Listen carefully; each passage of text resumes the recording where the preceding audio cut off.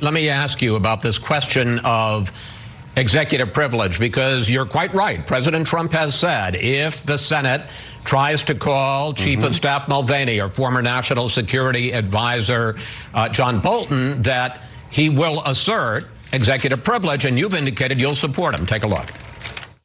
I'm not going to defy executive privilege. The president said he would invoke executive privilege. I hope no Republican will destroy executive privilege.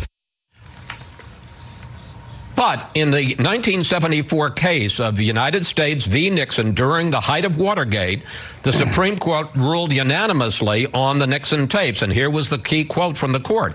The generalized assertion of privilege must yield to the demonstrated specific need for evidence in a pending criminal trial.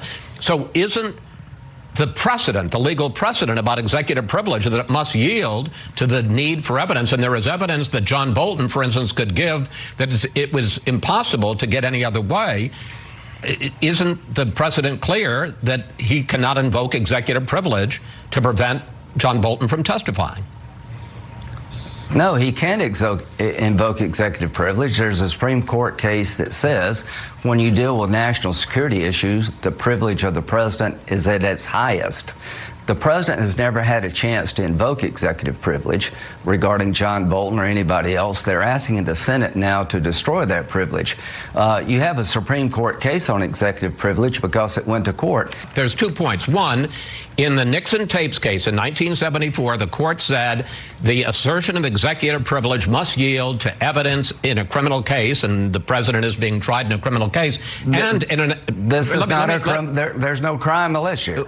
Well, he's being tried for high crimes and misdemeanors. You can argue that it doesn't rise to that, but that's what the trial's all about. And secondly, the Supreme Court has also ruled that when it comes to deciding whether or not the executive privilege, it's not going to go to the court, because there was a case involving a judge named Judge Walter Nixon in which the court basically said, you know what, we're not going to weigh in. When the Senate is involved in an impeachment trial, their word stands.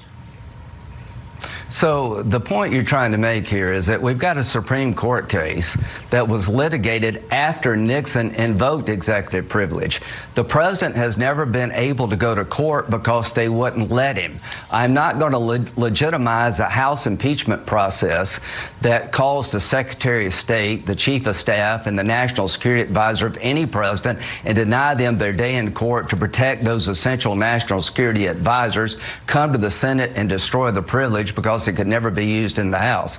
The bottom line here is if these people were that important to the case, they should have called them in the House. The most striking thing about Republicans in the Trump era is that they're not even trying to hide their disdain for the law. This is Fox News' Chris Wallace pointing out to Lindsey Graham the court case that expressly forbids the president from claiming executive privilege in an impeachment trial, and yet still Graham is hell-bent on deferring to Trump. Here are the simple facts based on precedent regarding an impeached president invoking executive privilege. Prior to Richard Nixon's impeachment trial, when he tried to claim executive privilege over the recordings that would eventually show the smoking gun that he coordinated the cover-up of Watergate, the Supreme Court not only ruled against Nixon's executive privilege claim, they ruled against it unanimously. The court said expressly that the historic commitment to rule of law outweighs a president's generalized need for privacy, and that because Congress is tasked with investigating wrongdoing by the president and ultimately deciding impeachment, the interest of those investigators uncovering the truth would outweigh a president's interest in keeping communications private.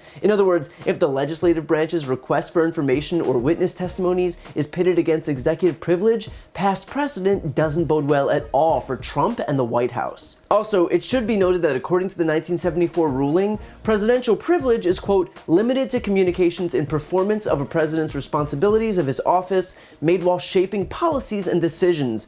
But Trump is accused of using his presidential powers to shape policies and decisions that would advance his own personal interests. So even if he could claim privilege, it still wouldn't cover the information that he's trying to shield. Now, Graham tries to go around this by deferring to another Supreme Court case wherein the privilege of the president is at its highest regarding matters of national security. Only, here's the thing. this wasn't a matter of national security. Trump himself said that the aid was being withheld so they could determine if Zelensky would be a reliable figure. In that time, they didn't actually do anything to make that determination, the reason being, of course, because it was a lie, and Trump was just withholding the aid as leverage until he could get the announcement of the probe into Biden.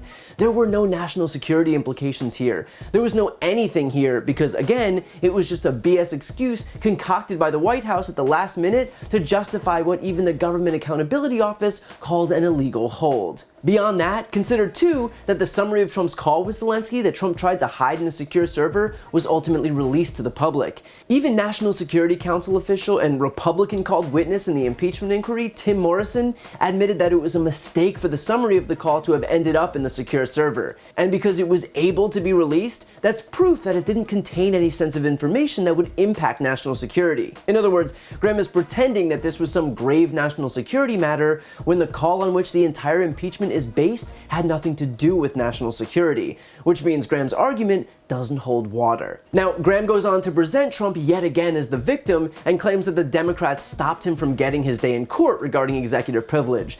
But here's the thing, the law is clear. For all of the reasons previously stated, Trump doesn't get to invoke executive privilege here. That issue has already been adjudicated in the Supreme Court, unanimously. It's not up for relitigation. We don't have to make this into an entirely new court case because we did that in 1974. So now, with that precedent established and clear, when Trump opted to do it anyway, he was simply obstructing Congress, whose constitutionally mandated job it is to investigate the president in the event of an impeachment trial. And so rightfully, he got himself another article of impeachment. Lindsey Graham can pretend that that makes him a victim here, but if he could manage to defer to the law instead of the criminal at the top of his party's ticket, he'd be able to see that in no way is Donald Trump a victim. Of course, this isn't about precedent or legality or facts at all, it's simply about Trump's mouthpieces like Lindsey Graham blindly defending the president by trying to stifle the testimony that any normal, impartial juror would want to hear. Only days ago, Graham, along with the rest of the senators, swore an oath to do impartial justice. Going on television and denying past precedent in deference to the defendant doesn't exactly sound impartial to me. But then, of course, violating your oath of office has basically become a prerequisite for the Republican Party under Trump.